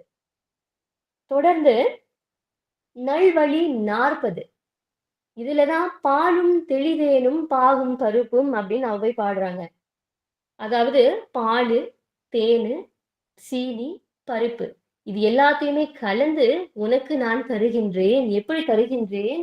கலந்து பாயாசமாக உனக்கு நான் தருகின்றேன். நீ எனக்கு சங்கத்தமிழையும் தா அப்படின்னு சொல்றாங்க. சங்கத்தமிழ் அப்படின்னு அவங்க இங்க சொல்றது இயல், இசை, நாடகம் இந்த 3 எனக்கு தரணும் அப்படின்னு சொல்லி பிரார்த்தனை செய்து நல்வழி 40 எழுதுகின்றார். இவங்களேதான் விநாயகர் அகவலையும் நமக்கு கொடுத்திருக்காங்க. 72 அடி கொண்ட அந்த அகவல்ல விநாயகருடைய ரூபத்தையும் விநாயகர் என்னெல்லாம் செய்வாரு அப்படின்றதையும் விநாயகர் எப்படி அவருக்கு குருவாக இருந்து ஞானத்தை தந்தார் அப்படின்றதையும் ரொம்ப அழகா அற்புதமா சொல்லியிருக்காங்க. அதையும் நம்ம பார்க்க போறோம். ஆக இது ஒரு 12ஆம் நூற்றாண்டு வரைக்கும். இதற்கு அப்புறம் 9ஆம் நூற்றாண்டுக்கு போகலாம். இங்க நம்ம கபிலதேவ நாயனாரை பார்க்கிறோம். கபிலதேவ நாயனார் திரு இரட்டை மணிமாலை அப்படின்றத பாடியிருக்காரு. அதுல காப்பு செயலாக விநாயகரை தோத்திரம் செய்திருக்கிறார். இதுல என்ன வருது அப்படின்னு சொன்னாக்கா, முக்கியமாக நம்ம எப்போதுமே பாடுகின்ற விநாயகனே வெவ்வினை வேறறுக்க வல்லாய். ஆக விநாயகரை வழிபடுகின்ற பொழுது வினையானது அறுக்கப்படுகின்றது அப்படின்றத அவர் சொல்லி அந்த தோத்திரத்தை ஆரம்பிக்கின்றார். அடுத்ததாக இன்னும் கொஞ்சம் பின்னாடி போனோம் அப்படின்னு சொன்னா 7ஆம் நூற்றாண்டுக்கு வந்துருவோம். இது கொஞ்சம் முக்கியமான நூற்றாண்டு. ஏன் அப்படின்னு சொன்னாக்கா, இங்க 2வது நரசிம்ம அந்த மன்னர் பல்லவர் ஆட்சி காலம். இந்த காலத்துல பரஞ்சோதி அந்த படைக்கு தலைவராக இருக்கின்றார். இப்ப வாதாபியில ஒரு போர் வருது. அந்த போர்ல சாளுக்கியர்கள் அப்படின்னு சொல்லக்கூடிய அந்த வாதாபி இருக்கின்ற அந்த தலைநகரத்துல போர் நடக்கின்றது. அங்க அந்த மன்னனை, அதாவது புலிகேசி 2ஆம் புலிகேசிய வீழ்த்தி போர்ல வெற்றி பெறுறாங்க. அப்படி வெற்றி பெற்றதற்கு அடையாளமாக அங்கிருந்த சில பொருட்களை எடுத்துட்டு வராங்க. அப்படி எடுத்துட்டு வர்றதுலதான் வாதாபி கணபதி அப்படின்ற ஒரு கணபதி இருக்கின்றார். இதற்கு அப்புறமா தான் முத்துசாமி தீட்சிதர் வாதாபி கணபதி அப்படின்ற ஒரு ஸ்தோத்திரத்தையும் பாடுறாரு. ஏன் இந்த 7ஆம் நூற்றாண்டு முக்கியமாக பார்க்கப்படுகின்றது அப்படின்னு பார்த்தாக்கா, ஒரு கூற்று இருக்கு. என்ன அப்படின்னா, இந்த 7ஆம் நூற்றாண்டிற்கு பிறகுதான், அதாவது எப்போ இந்த வாதாபி கணபதி வாதாபியிலிருந்து தமிழகத்துக்கு கொண்டு வரப்பட்டாரோ அப்பையில இருந்துதான் தமிழர்கள் விநாயகரை வழிபட தொடங்கினார்கள் அப்படின்ற ஒரு கூற்று இருக்கு. இந்த வாதாபி கணபதியை எடுத்து வந்து எங்க வைத்திருந்தாங்க? பரஞ்சோதி அப்படின்றவர் எங்க வைத்திருந்தாரு அப்படின்னா திருசெங்காட்டங்குடியில வைத்திருந்தாரு. இந்த பரஞ்சோதி அப்படின்றவர் தான் பிறகு நாயன்மார் பட்டியல்ல சேருகின்றார் சிறு தொண்டராக. அதாவது சிவனுக்கு கரிமாமிசம் தன்னுடைய பிள்ளையையே கரிமாமிசமாக கொடுப்பாரு இல்லையா, அவர்தான் இந்த பரஞ்சோதி. ஆனா இந்த கூற்று சரியா பிழையா அப்படின்றத நம்ம தொடர்ந்து பார்க்கலாம். சரி, இப்போ 7வது நூற்றாண்டு. இன்னும் கொஞ்சம் பின்னாடி போனாக்கா உண்மையா விநாயகரை அப்பதான் வந்தாரா அல்லது அதற்கு பின்னாடி இருந்திருக்காரா அப்படின்னு பார்க்கின்ற பொழுது திருமந்திரம் திருமூலர் எழுதியிருக்கின்ற திருமூலர் பாடுவார் இல்லையா, அதுல 5 கரத்தனை, இதுவுமே நம்ம எப்பொழுதுமே பாடக்கூடிய ஒரு ஸ்லோகம் தான் 5 கரத்தனை. இது வந்து திருமந்திரத்தினுடைய காப்பு செய்யுளாக இருக்கின்றது. இதற்கு பின்னாடியும் ஒரு கூற்று இருக்கு. என்ன அப்படின்னு சொன்னா, இந்த காப்பு செய்யுளானது பின்னர் சேர்க்கப்பட்டது அப்படின்ற ஒரு கூற்று இருக்கின்றது. ஏன் காப்பு செய்யுளானது சில ஸ்தோத்திரங்கள்ல சேர்க்கப்பட்டிருக்கு அப்படின்னு சொன்னாக்கா, விநாயகரை முதலாவதாக வழிபட்டு செய்யக்கூடிய காரியங்களை தொடரணும் அப்படின்ற பாரம்பரியத்தை சீடர்களுக்கு சொல்லி கொடுக்கறதுக்காக காப்பு செய்யல பின்னர் சேர்த்திருக்காங்க. அதோட தொடர்ந்து செய்யக்கூடிய அந்த காரியமானது பாடின அவங்களுக்கு அந்த ஞானமும் இறைவனுடைய கிருபையும் இருந்ததுனால எந்த ஒரு முட்டுக்கட்டையும் அமையல. ஆனா சீடர்களுக்கு அதே கடாட்சம் இருக்குமா அப்படின்றது தெரியாது. ஆக விநாயகரையே வழிபட்டு அவங்க அந்த ஸ்தோத்திரத்தை சொல்லட்டும், அதற்கான பலன்களை அடையட்டும் அப்படின்னு பின்னாடி சேர்க்கப்பட்டதாக சொல்லப்படுகின்றது. ஆனா திருமுறை அப்படின்னு பார்க்கின்ற பொழுது சம்பந்தரும் திருநாவுக்கரசரும் விநாயகரை பத்தி பாடியிருக்காங்க. நாம முன்னாடி வகுப்புல பார்த்திருந்தோம் பிடியதன் உருவுமை, அதாவது விநாயகருடைய தோற்றமானது இந்த ஒரு பாடல் வரிகளால சொல்லப்பட்டிருக்கு அப்படின்னு. அந்த பாடலை திருஞான சம்பந்தர் பாடியிருக்காரு. திருநாவுக்கரசருமே தன்னுடைய பாடல்ல விநாயகரை பத்தி பாடியிருக்காரு. ஆக இது 5லிருந்து 8ஆம் நூற்றாண்டு அந்த காலகட்டத்துல நடந்த ஒரு விஷயம். சரி, இப்படியெல்லாம் இருக்கே, ஆனா வாதாபி பின்னாடிதான் வந்தாரு, அதற்கு அப்புறமா விநாயகர் வந்தாரு அப்படின்னு சொல்லும் பொழுது இன்னும் நம்ம எப்படி பார்க்கலாம் அப்படின்னு சொன்னாக்கா, விநாயகர் அப்படின்றவரு எல்லாத்துக்குமே பொதுவானவர். அப்படி பொதுவாக இருக்கக்கூடியவர் உலகத்துல எந்த திசையில இருந்தாலுமே நம்ம வழிபட அருள் பாலிப்பார் அப்படின்னு நம்ம சொல்லிடலாம் சுலபமாக. ஆனா சர்ச்சைக்குரிய விஷயம் அப்படின்றதுனால நிறைய ஆராய்ச்சிகள் நடக்கின்றது. அப்படி பார்க்கும் பொழுது 5வது நூற்றாண்டிற்கு பின்னாடி நோக்கி செல்லுகின்ற பொழுது காப்பு செயலாக விநாயகருக்கு எந்த ஒரு செயலுமே வரல. ஏன்னா அது சங்க காலம். அப்ப சங்க காலத்துல தமிழ் இலக்கியங்கள்ல விநாயகருடைய குறிப்பு எதுவுமே இல்லையா அப்படின்னு நம்ம பார்த்தோம்னு சொன்னாக்கா, அங்க செய்யுளாக ஸ்லோகங்களாக ஸ்தோத்திரங்களாக கிடையாது. ஆனா விநாயகருக்கான குறிப்புகள் இருக்கு அப்படின்றத நம்ம பார்க்க முடிகின்றது. எப்படி அப்படின்னா 10 பாட்டு அப்படின்ற ஒரு தொகுப்பு இருக்கு. அதுல கடவுள் வாழ்த்து திருமுருகாற்றுப்படை வருது.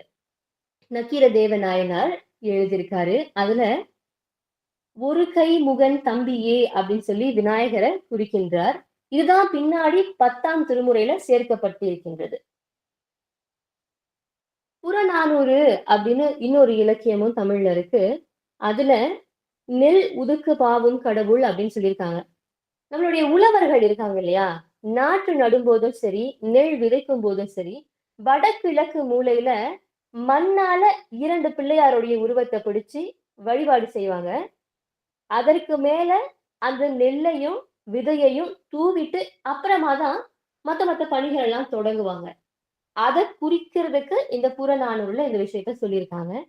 தொடர்ந்து மணிமேகலையிலுமே விநாயகரை பத்தியான குறிப்பு இருக்கு. காகம் கவிழ்த்த காவிரி பாவை அப்படின்னு விநாயகர் அகத்தியருடைய கமண்டலத்துல இருக்கிற அந்த நீரை கவிழ்த்து காகமாக வந்து கவிழ்த்து ஓட விடுற மாதிரியான கதை அதுல சொல்லப்பட்டிருக்கு. அதுலயும் விநாயகருடைய குறிப்பு இருப்பதாக ஆராய்ச்சியாளர்கள் சொல்றாங்க. இறுதியாக இரு பேரருட் சந்நிதி முறை. இதுல மூத்த பிள்ளையின் மடியில இளைய பிள்ளை அமர்ந்திருக்கிறதாக குறிப்பிருக்கின்றது. அதாவது விநாயகருடைய மடியில முருகன் அமர்ந்திருக்கிறதாக குறிப்பிருக்கின்றது. ஆக நமக்கு ஒரு தெளிவு இருக்கணும். இந்த விநாயகர் முன் வந்தாரா, பின் வந்தாரா அப்படின்ற சர்ச்சைக்குள்ள நாம புகுந்து மாட்டிக்கொள்ளாம, விநாயகர் அப்படின்றவரு தத்துவ ரூபமானவரு, ஞான ரூபமானவரு, பிரணவத்தினுடைய வடிவமானவரு. ஆக விநாயகரை நம்ம பக்தியோட தொழ அவருடைய அருளானது நமக்கு நிச்சயம் கிடைக்கும். இப்ப நம்ம பார்த்துட்டு இருக்கிற இந்த எல்லா ஸ்தோத்திரத்திலயுமே விநாயகர் அகவல் அப்படின்றது ரொம்ப பிரசித்தி பெற்றது. அதுவும் தமிழ்ல இருக்கிறது அப்படின்றதுனால நம்ம கொஞ்சம் சுலபமாக புரிஞ்சுக்கலாம். ஆக நம்ம விநாயகர் அகவல் அப்படின்ற விஷயத்துக்குள்ள போகலாம். இப்போ விநாயகர் அப்படின்னா நமக்கு தெரியும். வி கூட்டல் நாயகர் விநாயகர் அப்படின்னு. வி நாயகர் அப்படின்னா தனக்கு மேல எந்த ஒரு தலைவனும் இல்லாதவர், தொடர்ந்து ரொம்பயுமே பெருமை பொருந்தியவர், ரொம்ப ஸ்பெஷலானவர் அப்படின்ற பொருளை குறிக்கின்றது. பகவல் அப்படின்னா என்ன அப்படின்னு நம்ம பார்க்கிறதுக்கு முன்னாடி, விநாயகர் அகவலை ஔவையார் மட்டும்தான் எழுதியிருக்காங்களா அப்படின்னா இல்ல. நக்கீரர் எழுதியிருக்கார், அருணகிரிநாதரும் எழுதியிருக்கார், பாரதியார் அகவல் நடையில எழுதியிருக்கின்றார், ஔவையாரும் விநாயகர் அகவலை எழுதியிருக்கின்றார்.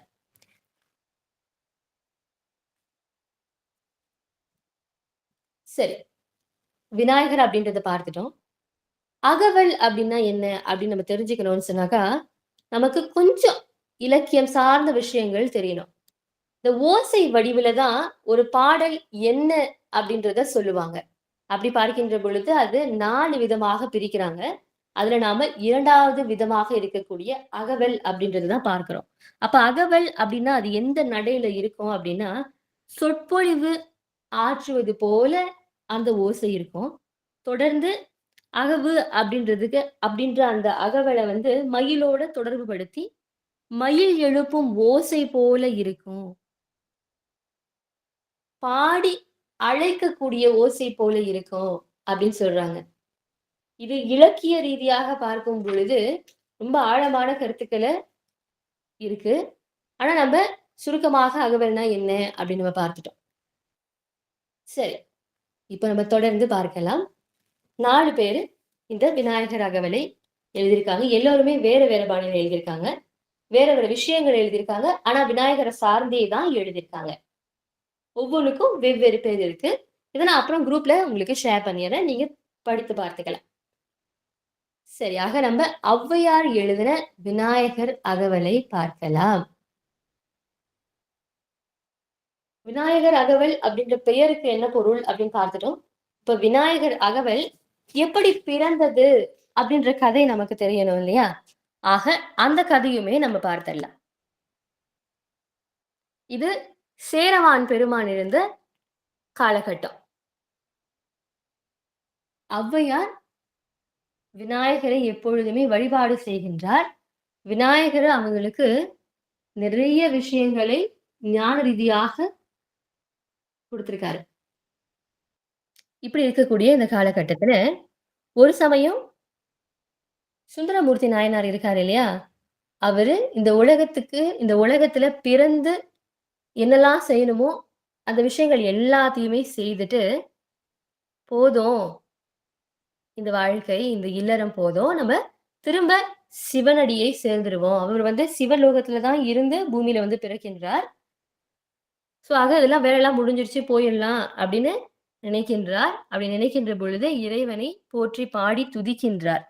சிவபெருமானுமே அந்த பிரார்த்தனையால அகமகிழ்ந்து அவர கைலாயத்திற்கு அழைச்சு வர்றதுக்காக ஐராவதம் அப்படின்ற தேவலோக யானைய அனுப்பி வைக்கின்றார். கூடவே தேவர்களையும் அனுப்பி வைக்கின்றார்.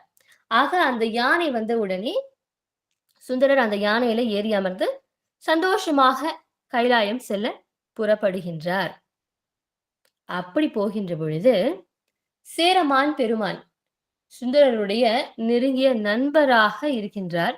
அவர் அத பார்த்துட்டு, இவ்வளோ அற்புதமான விஷயம், நானுமே கைலாயம் போகணும். சுந்தரர் இல்லாம இங்க இருக்க விருப்பம் இல்ல அப்படின்னு என்ன செய்றாரு? சுந்தரருக்கு சிவபெருமான் யானையை தந்தாரு. அந்த யானையானது பறக்கும். சுந்தரர் என்ன செய்வாரு அப்படின்னு பார்க்கின்ற பொழுது, அவருடைய குதிரைய பார்த்து அந்த குதிரையுடைய காதுல பஞ்சாட்சர மந்திரத்தை ஜெபிக்கின்றார். அப்படி ஜெபித்த அந்த கணமே அந்த குதிரையானது பறக்கத் தொடங்குது. ஆக சுந்தரரும், பெருமானும் வானத்துல பறந்து கைலாயத்த நோக்கி புறப்படுறாங்க.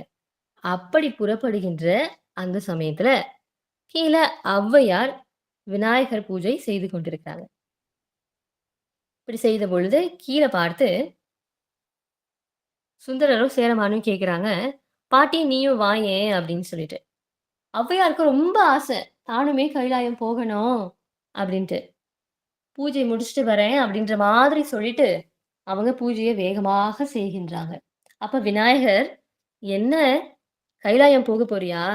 அப்படின்னு கேட்க, "ஆமா, உன்னுடைய கருணை இருந்தா, உனக்கு அதுல விருப்பம் இருந்தா, நீயே அழைச்சுட்டு போ" அப்படின்னு சொல்ல, "சரி, நீ இந்த உலகத்துக்கு குழந்தைகளுக்கோ, மக்களுக்கோ நிறைய பாட்டு பாடியிருக்க. எனக்காக ஒரு பாட்டு பாடு" அப்படின்னு கேட்க, ஔவையார் விநாயகர் அகவலை பாடுகின்றார். "சீதக்கழவ" அப்படின்னு தொடங்கி, "வித்தக விநாயகா விரைகளில் சரணே" அப்படின்னு அந்த அகவலை முடிக்கிறாங்க. அது ஒரு அற்புதமான ஸ்தோத்திரம். நிறைய ஞானம், யோகம் சம்மந்தப்பட்ட ஸ்தோத்திரம் இருக்கு. மொத்தமா 72 அடி இருக்கு. அது ஒவ்வொன்னுமே நிறைய அர்த்தங்கள சொல்லுது. ஆனா நமக்கு இன்றைக்கு நேரம் இல்ல. இந்த வெபினார் முடிஞ்சதுக்கு அப்புறமா விநாயகர் அகவல் அப்படின்னு தனியா ஒரு செஷனே செய்யறதுக்கு நம்ம திட்டம் வைத்திருக்கோம். ஆக இந்த விநாயகர் அகவல் அப்படின்ற ரொம்ப அற்புதமான ஒரு பொக்கிஷத்த வரிக்கு வரியா என்னதான் சொல்றாங்க அப்படின்னு நம்ம பார்க்கிறதுக்காக நம்ம அடுத்த செஷன்ல இந்த விஷயங்கள பார்க்கலாம்.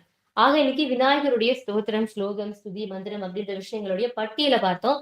அது என்ன அப்படின்ற விளக்கத்த நாம தெரிஞ்சுக்கிட்டோம்.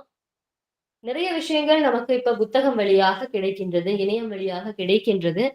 கிடைப்பது சரியா அப்படின்னு ஒரு தடவ சரி பார்த்து, அது தெரிஞ்சவங்க கிட்ட, அதை கற்று அறிந்தவங்க கிட்ட கற்றுக்கொண்டு, கசடற கற்று, அதாவது பிழை இல்லாம கற்று, அத சரியாக பாராயணம் செய்வோம். நிச்சயமாக எல்லாம் வல்ல எம்பெருமான் விநாயகருடைய அருளாசி நம்ம எல்லோருக்குமே இருக்கும்.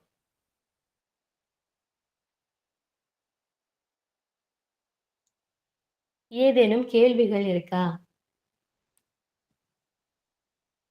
நம்ம சுகுணா மாதாஜி முதல்ல இருந்து கை தூக்கிட்டு இருக்காங்க. சுதாவா? சொல்லுங்க. சுகுணா மாதாஜி. ஆ. சொல்லுங்கம்மா.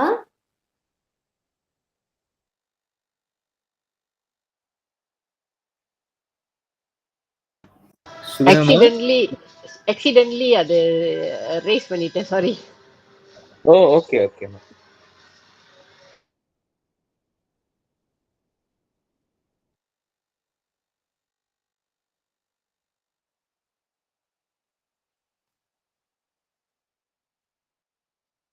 சரி, ஆக ஸ்தோத்திரங்கள், துதிகள் எப்படியெல்லாம் பிரிக்கப்பட்டிருக்கு? என்னென்ன வகையில இருக்கு? எங்கெங்க இருக்கு? வேதத்துல இருக்கின்றது, சமஸ்கிருதத்துல இருக்கின்றது, தமிழ் மொழியிலும் இருக்கின்றது.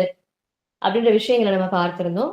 தொடர்ந்து இந்த விஷயங்கள கணாகத்தியம் அப்படின்ற 2.0 செஷன்ல நம்ம பார்க்கலாம். அதான் இன்றைக்கு கேள்விகள் இல்ல அப்படின்னு சொன்னா, இன்றைக்கான இந்த அங்கத்த நாம நிறைவு செய்திடலாம். திருச்சிற்றம்பலம். உலகிலாம் உணர்ந்து ஓதற்கரியவன் நிலவுலாவிய நீர்மலிவேணியன் அலகில் சோதியன் அம்பலத்தாடுவான் மலர் சிலம்படி வாழ்த்தி வணங்குவான். திருச்சிற்றம்பலம். ஓம் கம் கணபதியே நமः. ஓம் கம் கணபதி நமः. நன்றி ஜி. நன்றி ஜி. அடுத்த வாரம் சந்திக்கலாம்.